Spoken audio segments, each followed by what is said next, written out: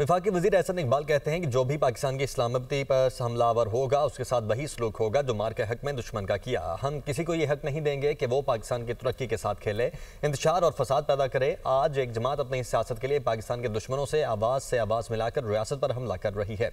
कलअदम तहरीक तालिबान पाकिस्तान, हिंदुस्तान और PTI का social media का निशाना पाकिस्तान की रियासत मुसल्लह अफवाज हैं।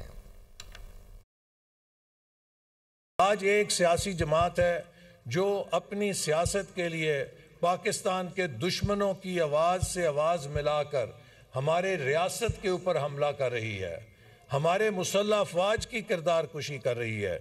आज अगर आप तहरीक तालिबान पाकिस्तान, हिंदुस्तान और PTI इन तीनों का सोशल मीडिया देखें तो तीनों के सोशल मीडिया का निशाना कौन है? पाकिस्तान की रियासत और पाकिस्तान की मुसल्लह अफवाज। हमने मेहनत के साथ इस मुल्क को उड़ान के रास्ते पे डाल दिया है।